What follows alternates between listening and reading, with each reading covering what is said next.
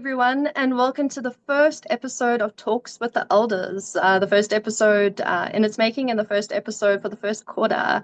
So the series is very much based around thoughtful, grounded conversations with seasoned practitioners. Those have been working with their crafts and modalities for a very long time, and those who specifically walk their talk.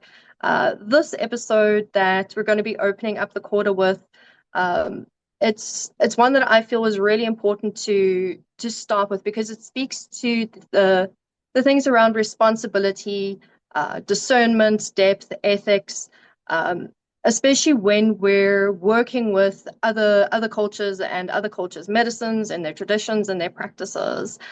So today we're exploring what it means to live and learn across different cultures and different lineages. And how that work is held with things like respect, groundedness, and accountability. So today I'm joined by Bianca VERNES, who's a traditional healer, artist, and wildling. And her work focuses on empowering women, the youth, and her communities around her. Um, Bianca, from what I've chatted to her, she's lived and learned and been shaped by multiple different cultures, but more specifically her own. Um, so Bianca, I'm hugely looking forward to this conversation. I know you have a really beautiful story to share with us. You're coming with a lot of insights and knowledge. You've worked across different cultures. So take a couple of minutes and introduce yourself. Tell us a bit about you. Hi, Tam. Thank you for the beautiful introduction. And yeah, I want to just take a moment to really give thanks for being here together and also honor all of the listeners that may be joining in to connect with us from all around the world, honoring each of our unique essence and medicine and magic that lives within us, honoring the wisdom of our bodies, the wisdom of our ancestors, the wisdom of the land on which we live on, and just give thanks for this beautiful work that you're doing and the intention of this podcast, bringing us together so that we can learn from each other and support each other as healers, practitioners, medicine men, medicine women, and guides for our community because we really need to be supporting each other so that we can really be the guides that our community needs and share and exchange our knowledge, our experience, our medicine with each other in a way that feels very respectful and uplifting to each other. So this is a very important conversation because we're really coming together around the world and there's so much sharing and there's so much exchange and it's needed as we remember, each other as our family from the past, pain where things were taken without respect, knowledge, skills, resources, traditions. And so we're living with the ripples of that pain of the past that we have to be really aware of and mindful of moving forward. So how do we balance this collective desire for sharing and learning from each other with also a sense of respecting each other's wisdom and the wisdom of our lineages and the land and the plants and the rights of nature as well. So I think this is going to be a beautiful conversation. And as Tam said, I am registered as a traditional healer here in South Africa. That is the word that's used to recognize a herbalist or a diviner or shaman, as other cultures would call one of these practitioners. And so in South Africa, we call them traditional healers, and we protected here legally by an act called the Traditional Healers Act. And so that's why I identify as that name, so that I can also work legally here in my country. But it's really something so much more deeper than healing. And I feel that this path is really unique to each person. So in our journeys in this calling, and it's very much a calling that you are born with, you are guided to receive and learn different teachings, tools, practices, medicines that you add to your little medicine bag that you carry with you physically and energetically. And then, the energies or the ancestors or the spirit brings to you the people that need the medicine that you carry. And so for me, it's all about really just being the medicine and that which is needed to help bring balance to someone. to help guide them home to themselves, to their sacred essence, to their power, the magic, the wisdom, the healing in their body. So it's a really blessed calling and path. And it feels like an honor as well as a deep responsibility to be walking this way. That is just so beautifully put. Thank you for that share and Yeah. for the wisdom in those words. Mm, Because and that's where we're gonna head to first is when people step onto the path, a lot of us that have got that innate calling of, I've got to go and serve and work with the community to be a medicine person mm, or a traditional healer, as we call it in South Africa. um, that there is a lot of confusion in how do we do that? Am I allowed to go and study mm, with a different culture and a different lineage? Can I, as a blonde-haired, blue-eyed, white South African, can I go and be a Sangoma? Can I go and be a yeah. Peruvian shaman? Can I work with these other cultures? And I Mm, think the place to really start is with the self. And you put this really well when we chatted before. So tell me more about and share with the listeners your what first called you to your path. Where did you start on your path? And what helped you understand the difference between curiosity and responsibility? mm. Yeah, I agree with what you're saying there as well. And another important question that was just coming to me as you were speaking is also asking ourselves the question, like, what is healing as well? Mm-hmm. Because that's really the foundation question. What does it Mm. actually mean to heal yourself or to heal others? Um, Yeah. and it's a very important question, that each healer needs to ask, like, what is that medicine? What is medicine? What is the place that I'm guiding people to within themselves? Um, Yes. for myself, I was born in the city in Durban, which is like one of the main old cities of South Africa. And I always had this awareness of this sickness in the society in which I was living. I could feel the subtle pain and not so subtle as well, see the pain that people were carrying in their bodies, in their hearts, in their minds, in how we were living on this earth and treating each other. It was very stark to me. We grow up in school very aware of, what we're doing to the environment, the past of, tribalism and oppression and colonization and apartheid and seeing this pain still very much alive in our family dynamics and how we, take care of ourselves, each other, and the earth. So I was very aware of that growing up, and I was always seeking, to understand a better way of living, a way that felt more wholesome, more nourishing, more joyful, more respectful, more free, than what kind of was displayed to me in the community that I grew up in. So it was always this quest and this calling. And, as I think many of us experience when we're young and our energy, is open and our heart is open and our minds are open, we're very connected to that realm of magic and energy. So I always grew up with this sense of feeling very guided by the spirit within me, hearing voices, speaking to the lands, the waters, the trees, the plants, being able to kind of read people's minds and prophesize events. But because I didn't really have a community around me that understood what I was experiencing, it was just kind of boxed into a place in my mind called my imagination that, Mm-hmm. was part of like children's fairy tales and not part of the like adult world out there. And I really enjoyed exploring different religions and different ways of connecting with spirituality, but I never felt I could like pick one or choose one, 'cause I resonated with like the golden thread within all of them.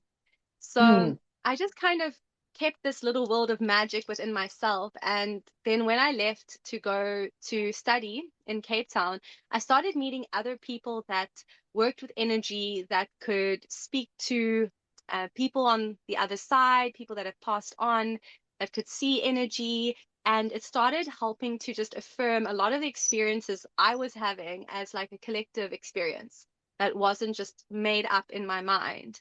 And Yes. then when I had that I remember specifically a friend of mine, friend did Reiki, and I was like, please invite her over because I experience energy and like I want to meet someone else that's like studied this.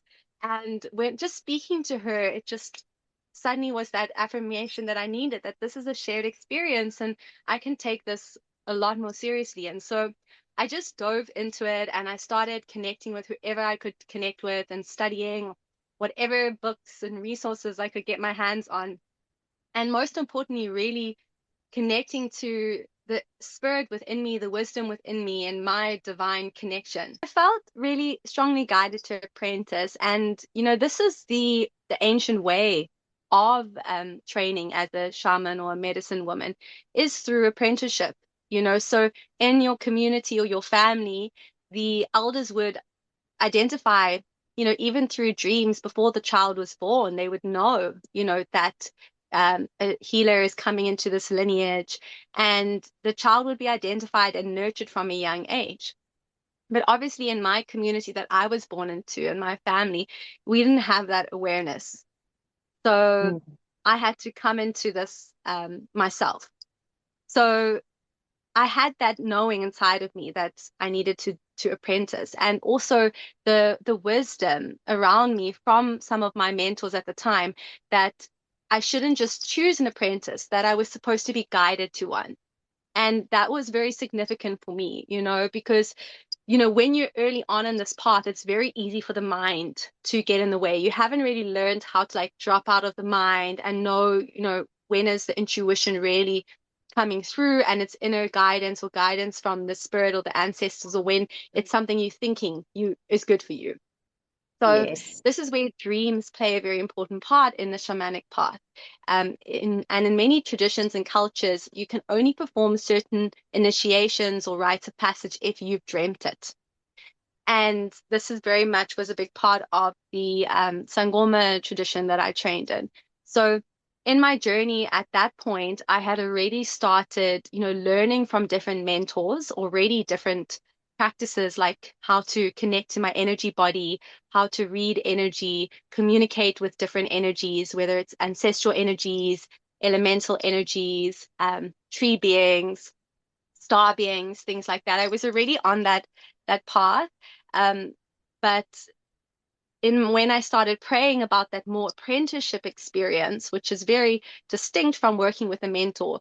Apprenticeship is when you live with your teacher, your healer, and you learn not just skills, but the way of life of a healer, of a medicine man, of a medicine woman. So when I started praying for that and asking for that dream to come in, I did a beautiful ceremony with one of my mentors, giving offerings and specifically asking my spirit and my ancestors to guide me clearly in my dreams. After that, I got all the dreams just telling me exactly where I needed to go, being washed in this big wave, ocean wave, into this beautiful blue rundavel, seeing the beads and the rites of passage of that tradition. And so a few days after those dreams, a friend of mine messages me and says, I'm going up to the Eastern Cape. Like, would you like to come with? And I'm going to go see this friend of mine that's been initiated by the Sangoma. And I said to her, I've actually dreamt that I need to go there. So, at that point, I was still doubting my calling and everything. So I said, well, you just tell them that I had these dreams. And does that mean I should come up? And they were like, yes, that means you should come up.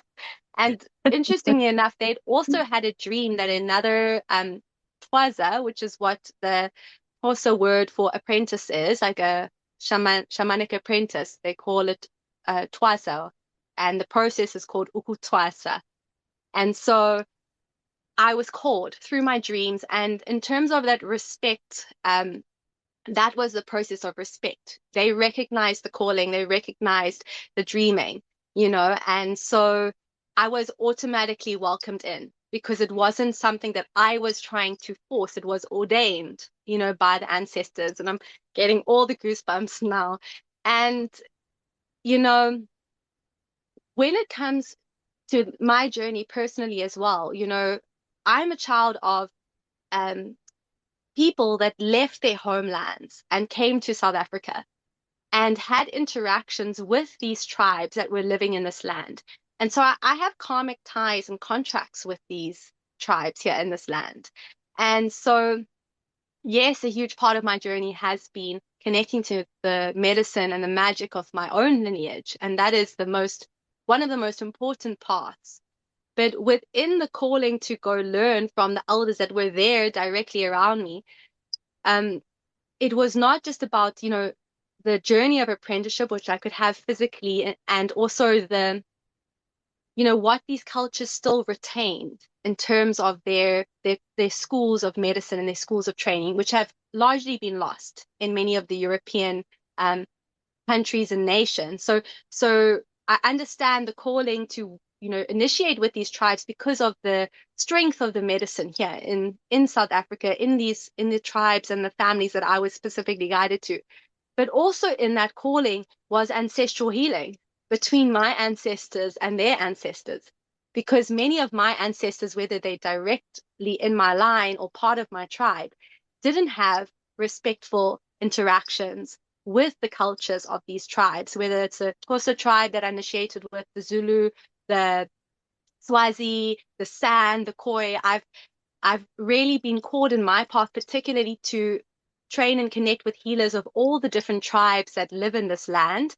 And that's got to do with my specific calling in my path here, but also to do with this ancestral healing that's needed. Because where my ancestors and the ancestors of my tribe didn't honor the wisdom of the cultures of the people of this land and their medicine and their magic, I am here to change that story by honoring and learning from these cultures and these elders with respect.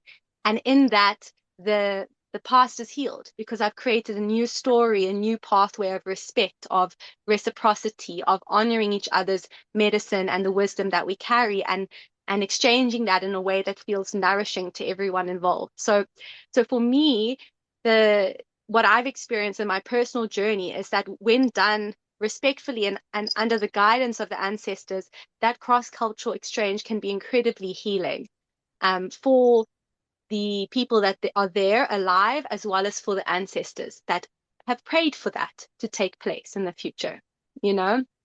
So that was a beautiful part of my journey. And, you know, actually going into that process, I was guided to some of the more traditional deeply respected elders of that specific lineage in the Amapondo tribe. My teachers was a husband and wife. So I got that feminine and masculine. So their names were Dada and Mama Dlamini, and in African culture we call them our mother, spiritual mother and father. So we are taken in like a child into their spiritual family. And it was a very intensive initiation. We had to renounce all of our belongings. We slept in one roundhouse on the floor. We had to wear white clay every day and white cloth and always be on our knees. We couldn't talk to other people. We had to constantly be in service and follow very strict daily discipline and practice of song, prayer, cleansing, and service, where we renounced our previous life. We were no longer normal people that were allowed to just participate in any normal interactions, but we now had given ourselves to the spirit and to the ancestors and to the path of healing. So we had to completely repattern ourselves into a new way of being, where we were constantly in communion with the spirit world and always ready in service. So we couldn't have a day of rest. There was no rest day. There was no off time, turn off time. You were up before everyone else and you were into bed after everyone else, and you made sure that everyone was taken care of. And that was something that I don't think you can get outside of the apprenticeship, is actually Mm. learning physically what it takes every day and being able to watch my teachers, how they kept their home, how they received everyone into their home, how their whole home was a home of healing for that community, and how they kept the culture alive, kept the community connected and healthy through their ceremonies, through their medicine, through how they continue to keep the ancestral practices alive in their household that everyone else in the community was kind of, running away from and, heading into the modern world, because that way of life is more hard work, Mm. going to fetch the medicines from the forest, you know, keeping your garden, building your homes out of mud, fetching your wood, fetching your water. It's intense labor. It takes time, but within those practices is a medicine. And Yes. that's something that I really saw that I feel like maybe they didn't even realize because they grew up with that culture of fetching wood and fetching water. And for me, coming from the city, that was a powerful medicine that I needed, was rebuilding that relationship with the waters, with the forest, with the fire. And so Mhm. when I speak about what is healing, for me, that was a medicine. Whereas my teachers didn't even maybe necessarily see how strong a medicine that was because they had grown up with that. So it was just Yeah. normal for them.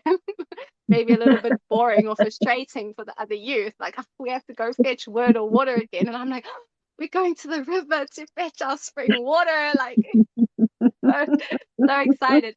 So yeah, that was really beautiful. And then also what I really appreciated was the strong emphasis, luckily with my teacher on each person's calling is very unique.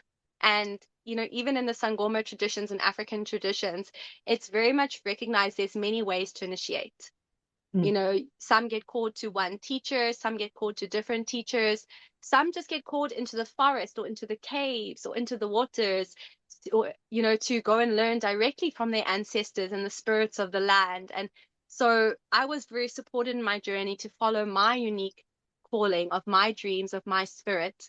And part of that was also spending, 6 months in the forest, mostly on my own, and a month in a cave, connecting with different consciousness of different ancestors and ways of life, and remembering how to communicate with my body and with the earth and with nature directly as well. But I needed to walk that path with my teachers first so that I could develop that muscle again, that ability to communicate and trusting in the channel within me so that I could then go and do those deeper initiations on my own in the wild.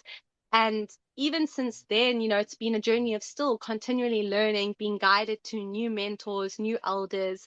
And even after that journey with the Sangomas in the Eastern Cape, very importantly, being guided to connect with my own ancestral lineage.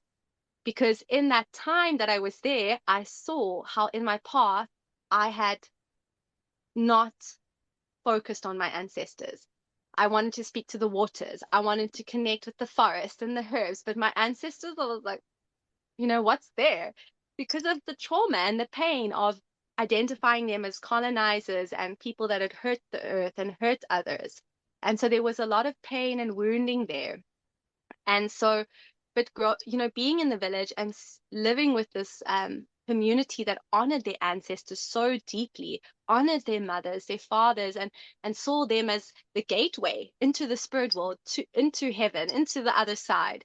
I realized that this was actually the most important work that I needed to do, was actually reconnect with my mother and father and my lineage from that level of deep respect, and Mm. also inviting in deeper healing and understanding of their trauma, of their pain, of their choices that they made. And also through that, connecting to the older ones that did carry that knowledge, that were maybe suppressed or attacked or condemned for that way of life. But, within all of us, we have indigenous roots and indigenous ancestry.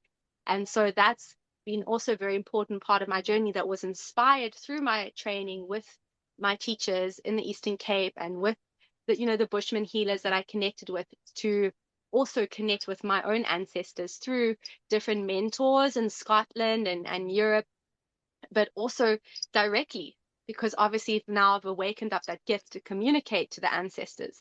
So now I can speak to them directly, through my prayer, through my meditation, through my trance, and through my dreams, and actually retrieve that information myself. Mm. I think some of the valuable things that you're sharing here, and I see such a stark difference in hearing your story where um, you've gone and you've been an apprentice. You've spent time working with elders and medicine people from different cultures. You've gone back to learn about your own. And then we have this surgence in modern spirituality where I can go and do a weekend retreat and I'm not qualified as a shaman. But they're not Mm, doing that initiation. They're not chopping wood and carrying water. Um, I mean, my mentors always said to me, I believe there's a famous quote that says, when you reach the point of enlightenment, what are you going to do? Chop wood and carry water. Like real mm, life doesn't go away. And I think a lot of mm, people come to spirituality and to be a medicine person to escape chopping wood and carrying water. Whereas these mm, initiations, they're tough, and they're tough for a reason because it dismantles um, everything that you are and that you stand and that you represent, because it's patterning that you've got to undo. mm, Having read people like Carlos Castaneda and James Andretti as well, and their stories with their mentors and their teachers.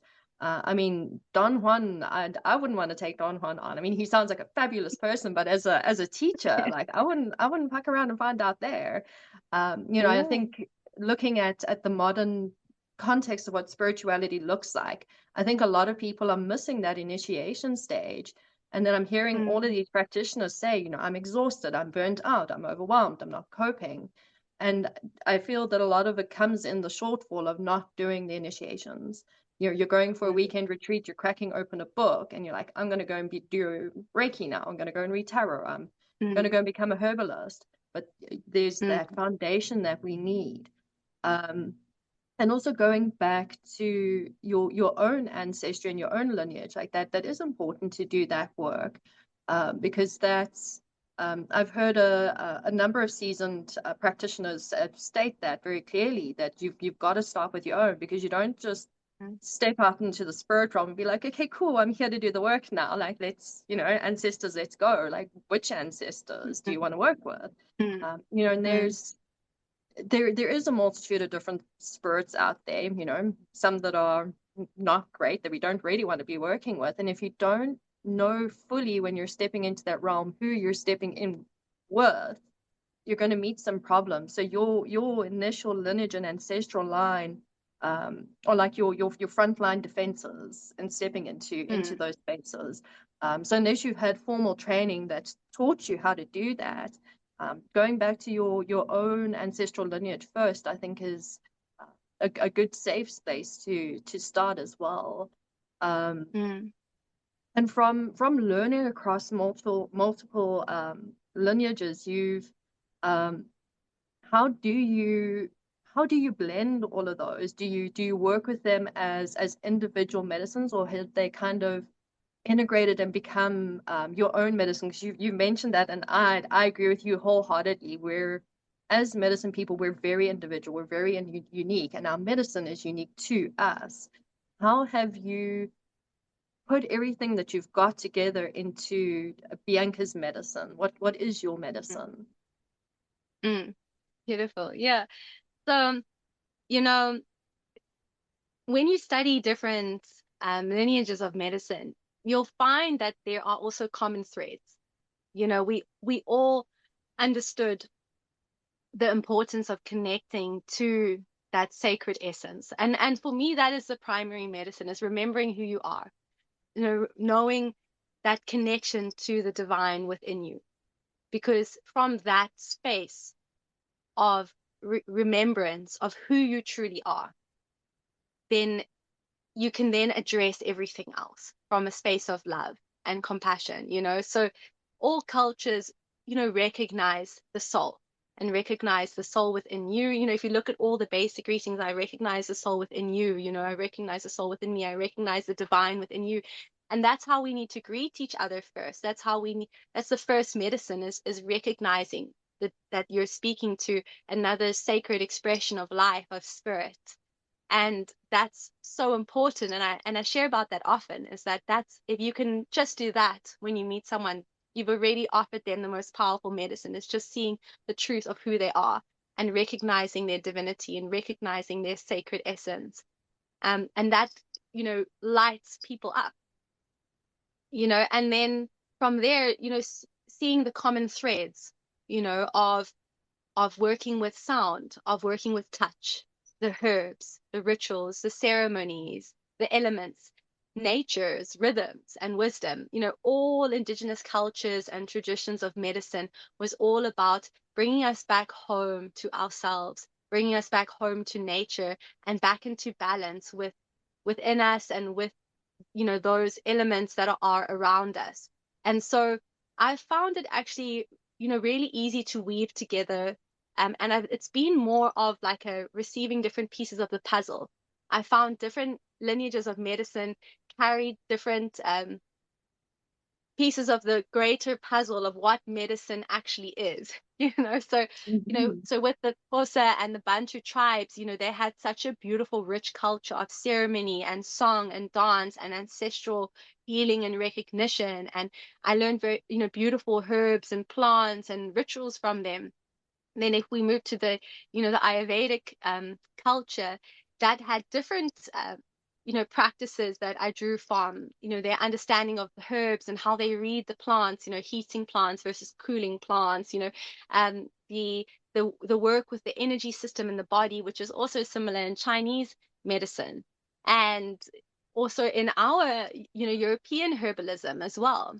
But all of the cultures working with the elements, with the energy, with the intention, with the vibrations of your voice, of your thoughts, and understanding energy, the different understandings of how to, tune into energy and harness energy through these different practices. So I feel like learning from all the cultures has helped just expand my understanding of medicine and of energy. And also, I enjoy the study because obviously I live in a diverse community here in South Africa. And so, what's really lovely is, when I'm working with someone that has, Indian ancestors and Indian descent here in South Africa, I understand the medicines of their lineage and the medicines that their body will remember and the rituals and the practices that their ancestors will remember. And so, I can use those medicines and those practices to help activate that within them versus working with a Xhosa patient versus working with the European patient is being able to understand the different medicines, the different practices and rituals of respect in these lineages. So I feel that's actually really important as a modern medicine woman or medicine man is to actually intentionally study other cultures with respect so that you can also carry those medicines so that when you work with someone, you can also give them the medicine of their ancestors and of their lineage as well. So that's been a really beautiful part of my path and part of learning from these different cultures. But um, yeah, that's what I feel called to say on that. In terms of understanding my medicine, when you're asking like, what is my medicine? I feel that it's really about, obviously what's your medicine is what has really helped you in your path. I feel that's the medicine that we carry very strongly, is the tools that have really been transformative for us and the most healing Mm. for us. So that's often what I am called to offer others because that's my wisdom. That's the medicine that I've cultivated within myself. So for me, that's a lot of helping women, because I'm a woman and I've had to really understand women's medicine and how to support the woman's natural rhythms and cycles with our hormones, with our body, with our feminine energy, and our feminine wisdom. I do a lot of work with ancestral healing and community healing as well because of having lived with and learned from all the different cultures and people in my community. I'm able to be a bridge and do community healing as well. So, but the most important thing I feel actually is really being able to empty yourself and to feel deeply into that which is needing to come through. And that's one of the things that I learned in my apprenticeship was also how to dream medicine, how to receive what is needed in that moment. So even if you don't know all the medicines and all the practices, can you be an open channel to receive that which is needed to come through in that moment? And that for me is so important because if you've learned all these things, you shouldn't let your mind wander to your list of medicines, but can you just feel into and call in that which is needed, even if it's not on your list in that moment, and be that open channel. And like you said, that's the difference between a proper apprenticeship or training or just doing a course or doing a weekend retreat and then becoming a medicine woman and medicine shaman. It's not that you don't carry medicine and that you can't help people if you do a course. I mean, there's some amazing courses out there, and you can still take that knowledge and develop that inner channel and inner connection within yourself. I myself have done courses to add into my medicine bag and my medicine toolkit. But there is, like you said, something that cannot be replaced in terms of the path of apprenticeship, which I feel we need to really honor and bring back in our communities. Because even if you run off and you train directly with your spirit and your ancestors, there's also a wisdom in being with an elder that knows what it takes to work with people day in and day out for 20, 30 years and has made the mistakes and learned the lessons. And we need to really honor the place of elders and sitting at the feet of our elders and carrying their wisdom forward. And I don't do everything that my teachers taught me. I have had to also feel what resonates and what feels true to me, and also what's relevant to the environment that I'm in. I mean, when we were in the Eastern Cape, every morning we're up at 3 o'clock in the morning, running around, beating our drum, waking up the spirits and ancestors. I can't do that in the city all the time. But so things need to be adjusted, but that daily discipline, learning the importance of the daily disciplines and how to keep your energy clear and open and charged up through these daily rituals has been completely transformative to me and has made me so much more capable to be present each day in service because I've developed that discipline within myself. And that's something that's not easy to do on your own, because also when we're on our own, we can't see our own pattern. But Mm. when you're with someone else that's not in your patterning, that's not in the trauma and the patterns of your lineage, they can see when you slip into your wounded self or into your ancestral trauma, and when you're staying centered in your spirit. And I saw this recently. I was traveling with a friend of mine that I've also been mentoring on her path, and we went back to her ancestral home together.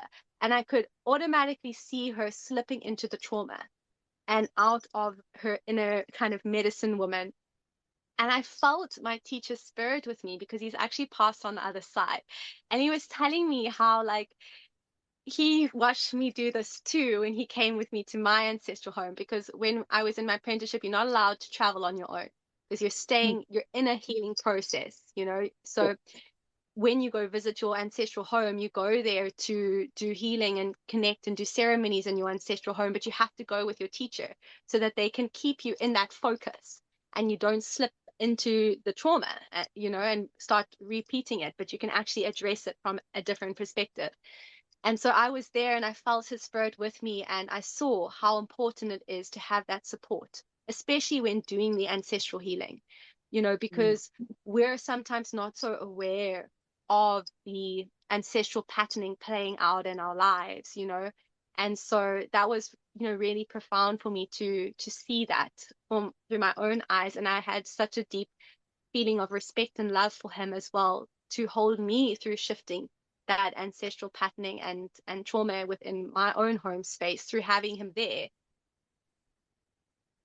I think that's beautiful. In psychology, they talk about the Johari window, where you've got four window panes, and there's what we know about ourselves that the world doesn't, what we know that the world knows, and then there's what the world knows about us that we don't know about ourselves, and then there's the spot that it's just complete blind spot. And in those two panes, to have that external output that says like, "Hey, I'm seeing this about you." And you're like, wait, what? No, because you're looking through a different window. Um, Mm, so it really makes me think of that Johari principle, where we do have these blind spots, and when we're stepping into a path of becoming a medicine person, we're going to have all sorts of people coming through our doors with all sorts of different traumas and experiences that we're going to have to lead them through. And unless we've worked through our own patterning, we don't know if we're bringing that into our sessions with our clients. And unless we have that elder or mentor or someone outside of us to say like, hey, you're doing the thing and this is what it looks like, that we can actually be like, oh cool, I see my blind spots now, I can address that. um, mm, I think that that's where the importance of having an elder or a mentor, someone that you can go to help you with those sort of things. Because I mean, courses can teach us the theory, but the actual being and doing is you've got to have some hands-on help with that, I believe. Um, Yeah, absolutely. Absolutely. with with practitioners that feel that they're drawn to work beyond their culture. I mean, we come from a very diverse country. I mean, I see many people crossing over to different cultures to learn what their medicines. Um, the the habits that help to keep the work that they're learning across cultures, because sometimes people tend to become jack and jills of all trades, and they're just kind of, I learn a little bit of Mm. this and a little bit of that. What reflections and insights could you share for those that are wanting to work across a different culture, and how they can stay grounded and um, Mm. respectable inside doing something like that? Mm. Yeah. Yeah. So again, it's about that your personal relationship with whoever the elder or mentor is from that culture. So again, like don't learn about someone's culture online and then start practicing that person's culture, So find, if you feel really called to connect with another culture, find a mentor either through your dreams or through your prayers and your guidance, and connect with that mentor, share your intentions. And if they feel, the purity of your intentions and they welcome you into their circle, then that's a conversation you have with them about what the exchange feels good for them in terms of sharing their wisdom and their knowledge with you, and how they want you to respect it, And so, and it also might be different for different parts of what they share, like in the Sangoma tradition, there's certain herbs and medicines that I learned and practices and wisdom that I gathered that I carry forward. But there's also certain practices that I haven't carried forward, and that belong to that culture and that tradition. And I have chosen, I don't feel called in my life to practice as a Sangoma and practice as a healer of the Bantu culture. But I've gathered a lot of wisdom and teaching and medicine through my time with them. So I don't call myself a Sangoma. I don't call myself as, a Bantu healer or medicine woman, and because I'm not carrying that culture and I didn't choose to take that on. And so Mm, so I won't perform their rites and their rituals and their practices of their culture, but I have carried and learned beautiful lessons from them. And the medicines that I do work with that I've learned were given with the blessing and the love of my teacher from that lineage for me to carry on and share with others, because mm, they understand this medicine must be passed on, but they want to make sure that the person that carries that medicine with respect and integrity forward. So you have to have that conversation with the elder that you're learning from about what they're willing to pass on, what is the exchange. So in the for example, the Sangoma lineage that I trained on, you offer your service to your teacher in exchange for the teaching. So we're helping them all the time with all their daily tasks, and then your family's supposed to give them like a goat and a cow, as a thank you when you mm, complete different phases of your initiation. So that was the exchange that was in that culture, in the apprenticeship when it comes to medicine, and again, if you are carrying on the tradition of a Sangoma and practicing as a Sangoma and initiating people as a Sangoma, there's other things that are expected from you as well. Certain way you're supposed to dress, certain ways you're supposed to practice. So if you want to carry that name and tradition, you have to honor what is expected from that culture and have the blessing of your teacher and your mentor to carry that forward. So it's a very personal conversation you have to have, and the most important thing is to ask if you're not mm, feeling sure, if you're not feeling clear that this integrous, just ask your mentor of that culture how they feel about you using this medicine in this way, how you feel about working with this tradition that you learn from them, or sharing this song or this practice with others, and get that blessing directly from them. And that's the mm, most important way. It's a personal conversation that has to happen, um yeah. And some people might not understand. I've had backlash from people questioning and you know what am I doing and all of that, especially when I was deep in the initiation. There's was definitely people that just from the outside judged what I was doing in Mm. different ways. But often when people actually asked and heard the story, and they saw the level of respect and exchange that, was part of my journey, most people understand and embrace the path that I've, been on. So Mm. yeah, I feel like it's actually really easy to have a very respectful exchange with other cultures. But the problem is so few people actually take the time to really develop that relationship, you know. So that's Mm. the main problem, and not really also going to the depth. So like I said, doing a short course on another culture's medicine and then suddenly calling yourself an Ayurvedic practitioner or a Sangoma, but you didn't really do the full process of initiation that is asked of that culture and that lineage. So even for me, I wouldn't call, even though I've studied a little bit of Ayurveda, I've studied some Chinese medicine, I'm not going to call myself a Chinese medicine practitioner, or I'm not going to call myself a Sangoma or, Ayurvedic practitioner, because I haven't completed the full rites of passage of that medicine Mm. lineage. But I will give thanks for what my mentors that have completed those rites of passage have passed on to me, that I've applied and integrated into my medicine bag and use in my work with other people.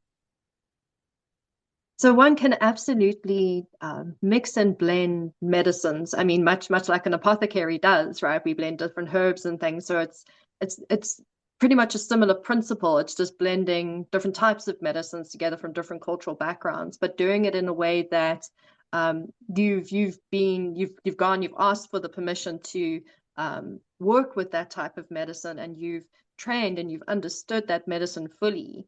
And that is the big difference where, just doing that weekend course, or, doing half an hour online, and like, oh, I'm a yoga teacher now. But actually going to the depths, like you say, is the important parts. Like, you've got to take the time. And I think for um, a lot of practitioners I see, they try and rush for the finish line. They want to get the Mm, certification. They want to get the certification. They want to start doing the work. And then they get there and they're like, oh, I don't know what the heck I'm doing. And now I'm terrified. But it's because they haven't had the time and the patience. It's the path of a medicine person is a consistent one and a continuous one. There is no finish line. And mm, it's for doing the quick online courses or a single book, you're wanting the finish line.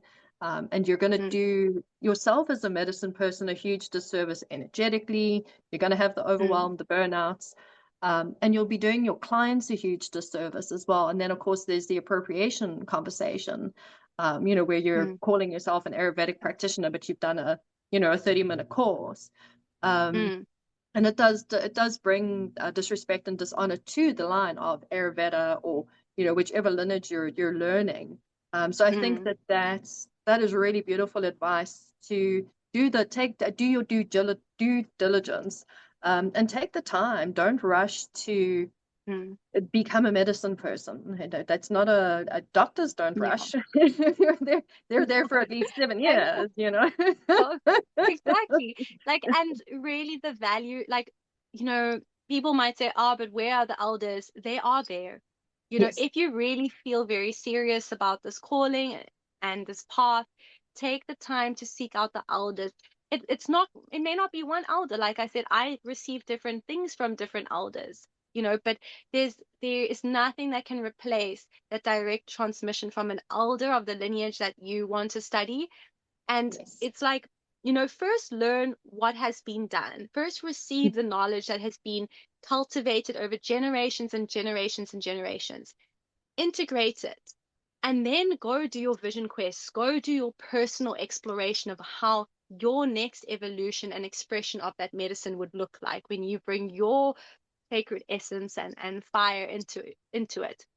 But first pay respect to what has already been cultivated, and I've seen it. We have, it's a serious issue that we have to address within the kind of healer community, that there are a lot of people out there offering these services that if I wouldn't go to, you know, after having sat with real elders and real medicine men and real medicine women. And we have to say, listen, we appreciate your desire to help and support and learn, but there needs to be, a council of elders that are guiding these young people with this passion, with this excitement, to the proper path and rites of passage to be able to carry these medicines and be the medicine man or woman that they're dreaming of being. And this is something that I've spoken about with other healers like Q, who you've had on the call, the importance of having these councils of elders to help guide these youth and also Mm. hold other healers accountable for the work that they're doing in their community. Because yeah, there are people that are abusing this knowledge and the medicines for personal gain, for power, for all sorts of different reasons, and actually causing issues. And so part of the work as of a medicine man or medicine woman is connect with the other healers in your community. Find out what's going on in your community, bring the healers together so that we can support each other to develop our skills, to develop our offerings, to hold each other when we need to be held, and to also connect with the elders and make sure that those elders are appreciated, respected, and that the wisdom is received, that they've spent their whole life cultivating and developing with their experience. We have a epidemic in the world where we're letting so many of our elders die off without that knowledge truly being passed on and appreciated by the youth. So Mm. that is such an important part of the healing that's needed now in our communities, whether it's medicine elders or elders with wisdom of craft or language or song or dance. We need to go and gather the wisdom of the elders in our communities. Absolutely. It's definitely a calling that's sat very strongly with me, especially in the recent years, where there's almost a sense of urgency to hold on to that knowledge. In closing, um, have you got and I mean you've had multiple teachers, so you might hate this question. You might be like, no, that's hard. But what teaching from one of your elders has really um continue to sit with you and have um, the most impact, where it's like every day you get up and that lesson is just there. So one of my amazing teachers on my path was a Sangoma in Swaziland. Her name was Gogo Mkulu, and she was a wonderful, powerful woman, also carrying a lot of great pain and trauma. And that's also something important to note is that, everybody is a human. And, a lot of these medicine elders might have developed certain medicines and skills very strongly, but that doesn't mean that they don't also have wounds and trauma and triggers. But one of the things that really stood out that she said to me, because in Swaziland there's a lot of black magic or, people using medicine and energy to hurt others or Mm. to, take other people's power away and things like that. And there's a big fear when people step into this path of like, oh my word, what about, black magic or, people using magic against me, using medicine against me. And the one thing that she said was that there's nothing more powerful to stop people affecting you with black magic than singing and dancing for your ancestors. And so, what that teaching was in there is that when you nourish yourself and you are deeply connected to your spirit, to your ancestors, and your energy field is strong, so she would say your ancestors are up, your energy is up, your energy is strong, you're feeling centered, you're feeling connected. Those negative energies that people are directing at you, whether it's with spells, medicine, their thoughts, their words, whether people are talking bad things about you or trying to spread bad words about you, it cannot penetrate your energy field because you are centered in the truth of who you are, in your love, in your connection to yourself. And so your energy field is strong. We've all experienced when you're feeling good about yourself, when you're feeling in love with yourself, people can say whatever they want about you, and it's not going to affect you at all. And that was so powerful for me because people sometimes focus so much on like, all these fancy rituals and things to protect themselves. But the best way you can protect yourself is the integrity in which you walk and the love that you carry within you. That is our greatest armor, and that's been so powerful for me to remember that. how simple it is, but also how important that practice is to make sure your energy field is strong. Because when it's weakened, that's when you can be easily affected by the world around you and by others' thoughts and actions and deeds. So, the most important thing that each medicine woman or practitioner needs to do each day is to make sure you take care of yourself and your energy system and your energy field, so that not only can you not be easily affected by other people's negativities and the pain and the heaviness of the world, but that you can actually intentionally affect the world around you and uplift, you know, uplift the world and uplift other people's energies. And when you center and you're praying every day and you communicating with your spirit, with your ancestors, with your guides, they will tell you immediately if someone has negative intentions towards you. You will know because you're centered and you're connected and you're aware. So that is the most important thing to focus on, not others and deflecting and all these fancy rituals and things. Focus on your energy and your connection to yourself, your guides, your ancestors, and you will be protected. That's beautiful. What a power. I mean, I have goosebumps from head to foot with all of that. That is a powerful, powerful way to close this conversation. If people want to reach out and work with you, how could they get in touch with you? So I've got a really basic website for now. It is in development, so they can find my website. It's just www.biancavernes.com, and all my social media handles on there and my contact details on there, and they can contact me through any of those platforms that are available. Perfect. And we'll drop Bianca's details down in the video description as well. Bianca, a huge, huge amount of gratitude for coming to chat to me, sharing your knowledge, your wisdom, being so encouraging that yes, we can study across different cultures, as long as it's done in a mindful and respectful way. We can go and engage with the elders. They're still here. Indigenous culture is very much still alive, not necessarily thriving, but it's definitely still here and it still has so much to teach us.